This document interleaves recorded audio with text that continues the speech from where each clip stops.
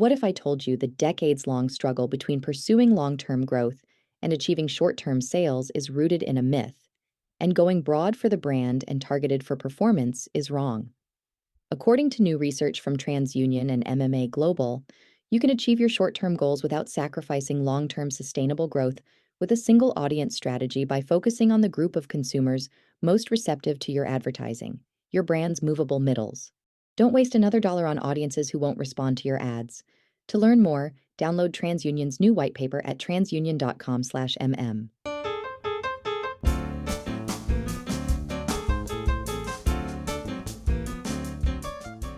Hi, I'm Adrienne Pasquarelli, Special Projects Editor and Senior Reporter at Ad Age, and welcome to another edition of the Marketer's Brief Podcast, our weekly discussion about marketing news and trends that have the industry buzzing. Resale and sustainability in fashion has been a growing trend for younger consumers.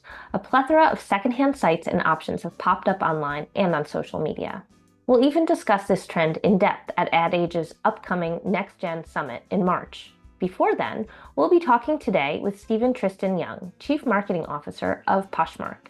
He'll discuss trends like live shopping and the looming holiday shopping season, and why young consumers are still gravitating towards secondhand. Now here's my conversation with Stephen.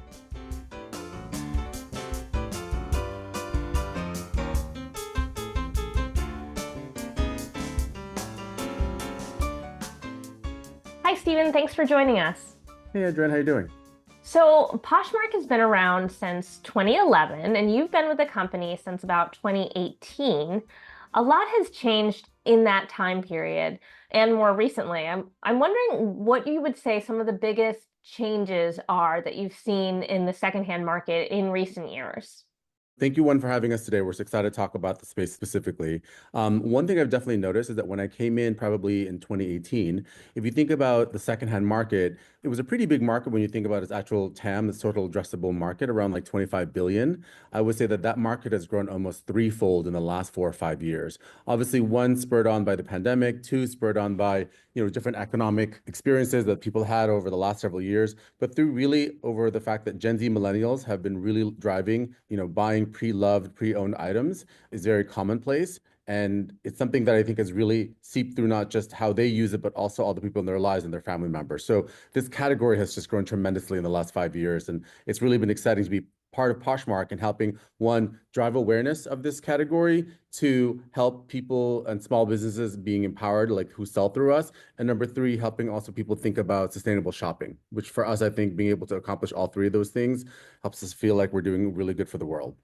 Why is there so much interest in secondhand? I mean, secondhand has been around for a while. There's always been thrift stores for a few decades now. But why is there so much growth and so much interest? And is it particularly coming from Gen Z, or you mentioned kind of that trickling into potentially older generations as well? I would say there's two things. One, Gen Z and millennials definitely have had an interest in secondhand, but I think the fact that most of it is online now versus, like you said, there were Goodwill stores, there were a lot of thrift stores, but they're very neighborhood oriented. It was really hard to shop. Sometimes you have to be there for several hours, but bringing all this inventory online has really made the experience so much easier and so much more of a thoughtful shopping experience that by default, as e-commerce also grew, this was part of like that natural growth that secondhand would be part of it. But I think most importantly is that both Gen Z millennials have been more thoughtful about their consumption patterns and that they care about the environment. Though they see fast fashion, it's not something that they feel necessarily good about. Number three, it's, looking at everything that's old is new again is a big part of what also they've driven to the surface. And so I think the confluence of all those things, the technology rapidly improving, this audience being really passionate about it, and number three, the fact that people are being more thoughtful about what they buy and sustainable has really pushed this category to where it is right now. Yeah, the online piece certainly makes it more accessible. I mean, even to older consumers who we've seen have become more comfortable shopping online, especially during the pandemic when there were few other choices. One other thing I've noticed in terms of the consumer behavior is just kind of the rush you get when you get the deal, or you can kind of on Poshmark, you can offer different prices. And if that goes through and it's accepted, it's like a bit of an adrenaline rush, it feels like. Is that? What I'll say is what's slightly different is a lot of also people in the past would often just donate their items to a Goodwill. when you actually sell directly on Poshmark, I think what we found a lot of sellers, especially casual sellers, ones who have like several items they want to sell, often think, oh, no one wants anything I have, or no one is interested in this bag or would never sell. And the magical moment happens when they actually list it on Poshmark and someone actually buys it. And they're like, oh, wow, someone actually bought that. Someone actually wanted it. It's almost interesting that people find that the selling seems to be like that no one wants it, when in fact there is an audience out there. And our job is to connect the audience that wants it to the audience that actually has that inventory. And unlike, say, where if you're at a Goodwill store, like I said, you have to sift through so much to think through like, well, what am I in the mood today? What am I looking for? And it's more of a discovery.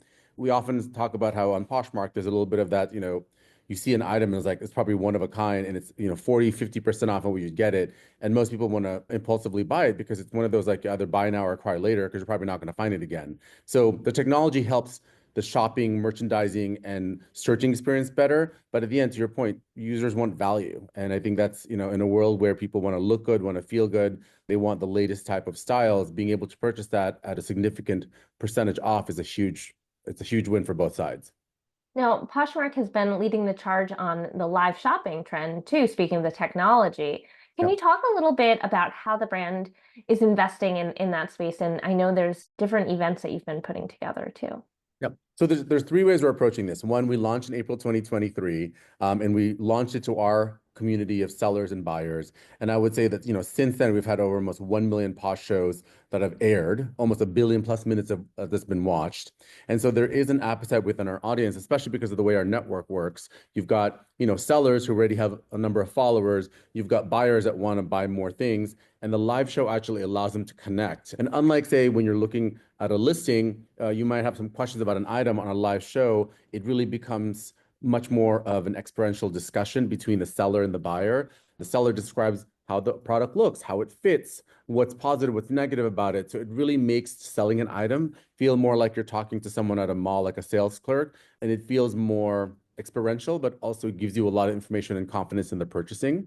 Number two, getting this kind of a business off the ground is not very easy. It's how to train people to be in front of a camera, how to train people to talk about items. I think to what we just mentioned earlier, the pandemic has helped people feel more confident being in front of Zoom or being in front of a ring light.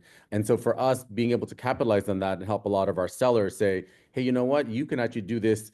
It feels weird to do it in the beginning, but it's actually quite easy. And we have a lot of training sessions that Poshmark hosts to help sellers feel confident, feel that they have the tools and that they have the right setup in order to be able to go live. And number three, for us, it's been really about like, how do we make these live shows fun? And so highlighting the different merchandising opportunities for people to be able to also talk about, just them selling and like a little bit about their lives. And to some sense, it's a form of entertainment. And I would say that that's what made Posh shows more of a fun thing. So it's not just an influencer selling something to you directly. It's someone who is authentically selling from their home, selling to support themselves, an audience that is interested not just in that person and what they're selling, but also the personality that they're following and watching. That's interesting because it feels like you do need to kind of distinguish yourself from some of the competition as the space has grown so much just in the last year. Definitely. And one thing I'll say is a lot of live shows by, say, other competitors or other more established larger brands, there's a little bit of, it doesn't feel as authentic. And I think that's what's differentiated for us is every seller in Poshmark is someone that you know. It's someone in your neighborhood, someone who is a family member. And that selling authenticity actually connects to the audience a lot more than, say, someone who is a influencer with X number of followers and is selling specific brands. We've seen that some of that, work for other businesses, but really this authentic sort of selling where it feels like it's a one-to-one connection has been more the reason why it's been successful on our platform. Yeah, that peer-to-peer type relationship. What kind of growth are you seeing in the space in terms of the number of sellers and buyer interests?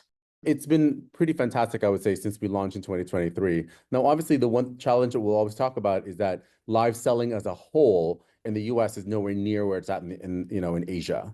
And so, but seeing this consistent growth year over year and seeing people basically feel comfortable selling on a show and people buying on a show. And also it feels more fun because I don't know if you've seen one, but it's more of an auction model where people feel like, oh, I just bought something and I won, right? So there's a little bit of like a gaming element to it, which feels exciting for people.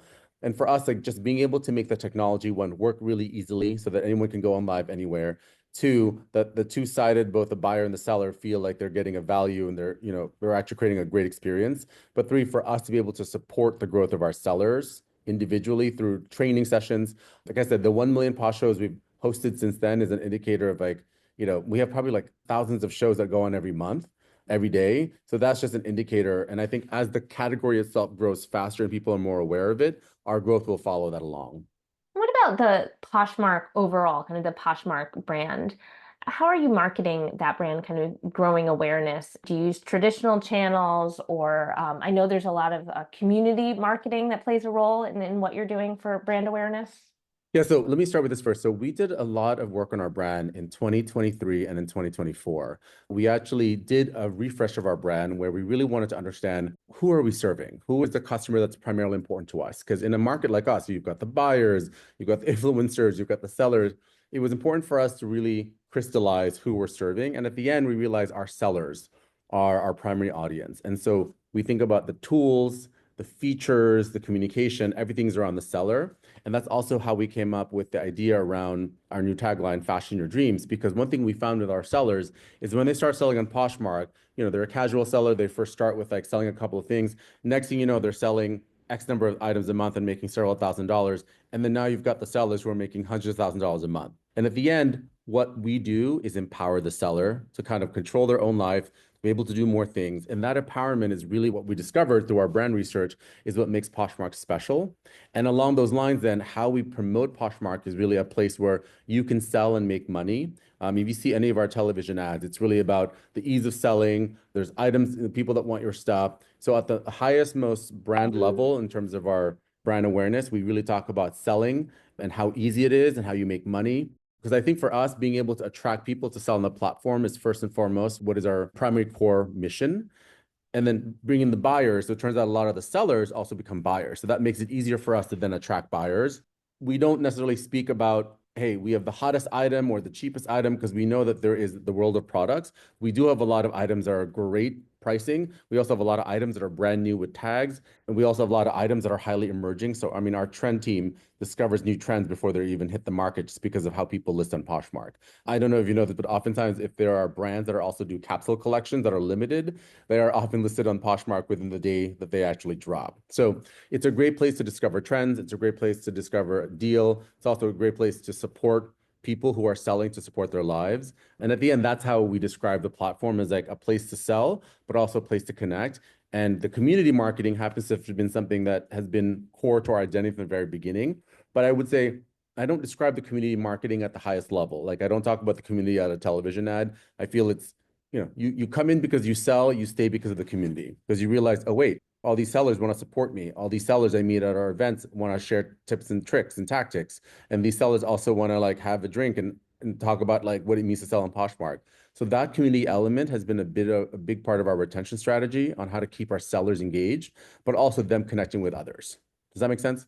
Yeah. And I know the company recently hosted an event called Posh Fest. Does that play into some of this kind of seller attraction and community building with them?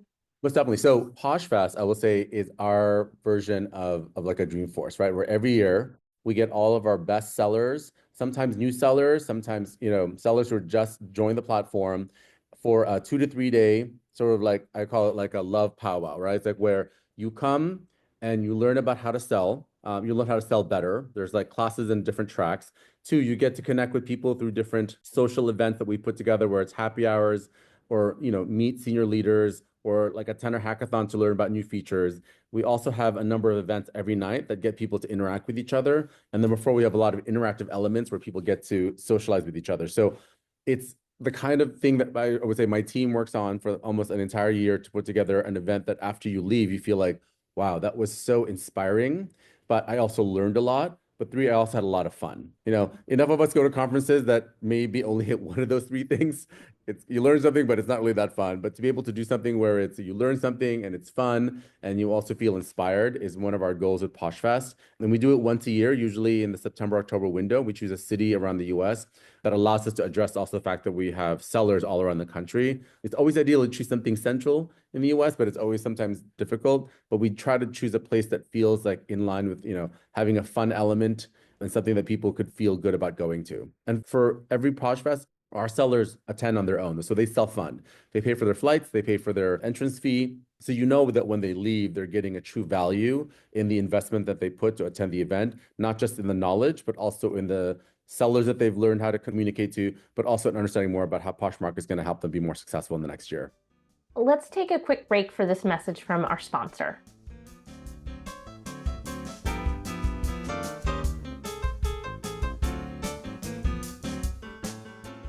For today's marketers, efficiency is the name of the game. But maximizing the impact of your marketing budget with a movable middles audience isn't just a theory, it's a proven fact. Based on findings from TransUnion and MMA Global, nearly a dozen brands, from consumer packaged goods to banking, boosted their ROAS by up to 23 times when they targeted movable middles, outperforming every other commonly used audience strategy. To explore how movable middles can help you make the most of your ad dollars, download TransUnion's new white paper at transunion.com/mm.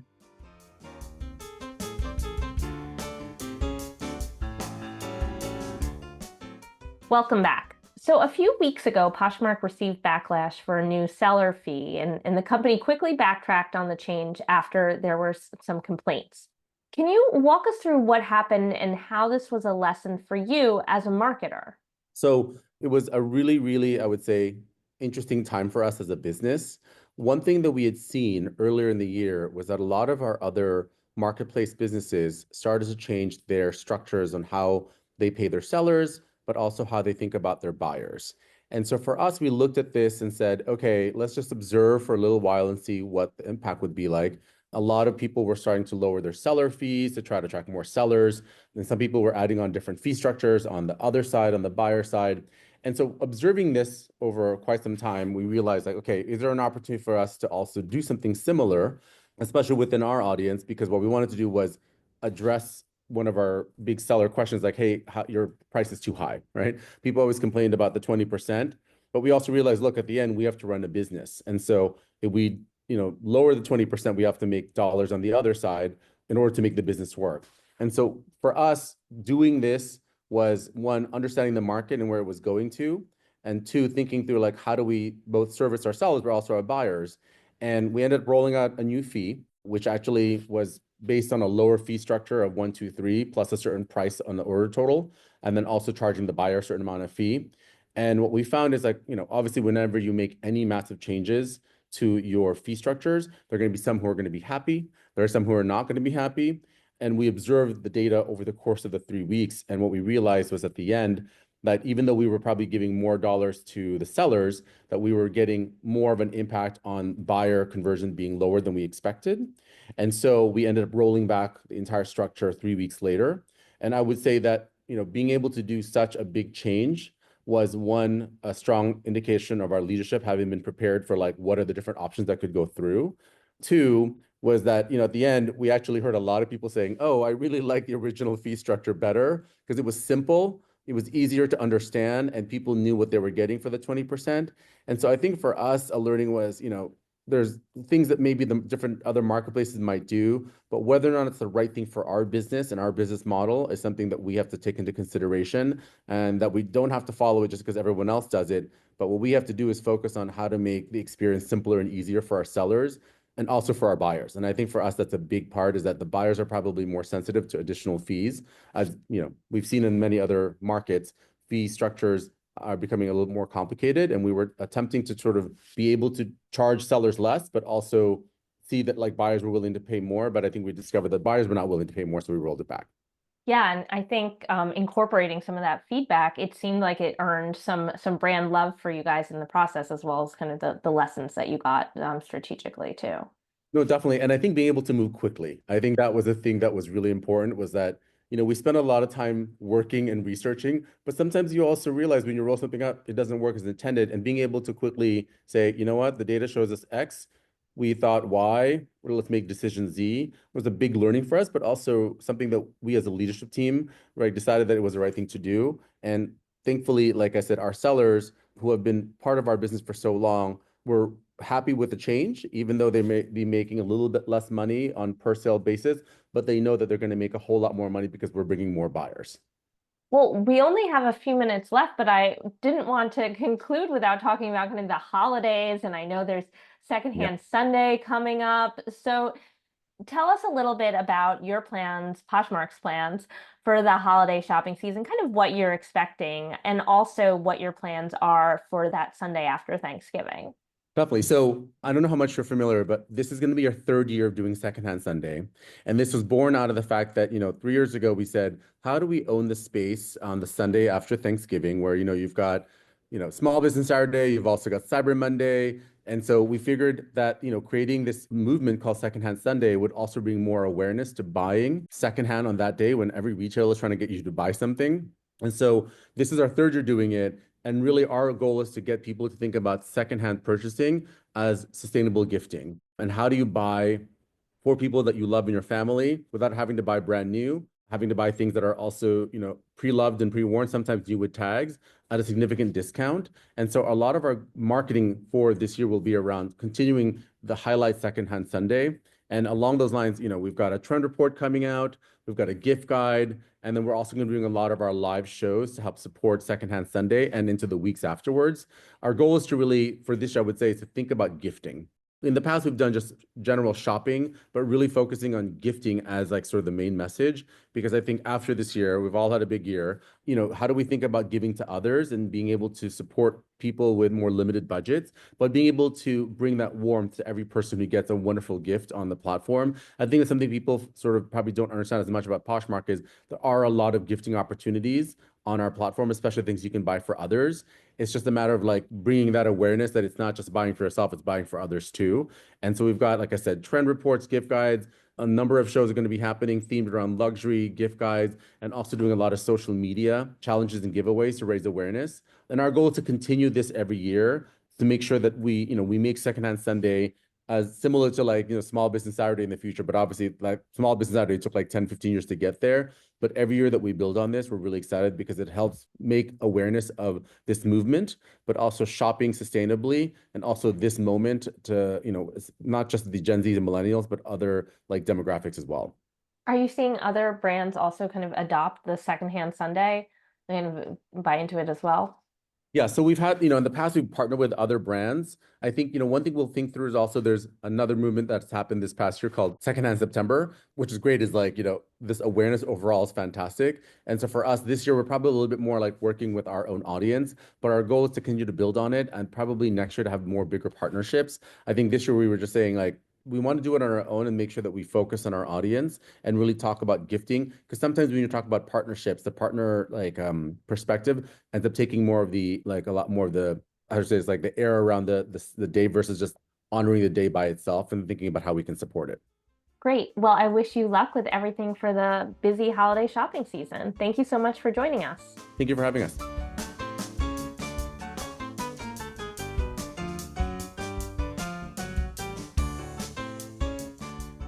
That was Tristan Young, Chief Marketing Officer at Poshmark, and I'm Adrienne Pasquarelli, Special Projects Editor and Senior Reporter at Ad Age. I'd like to thank our producer, Lauren Tiario, and invite you to subscribe to the Marketer's Brief podcast on your favorite player.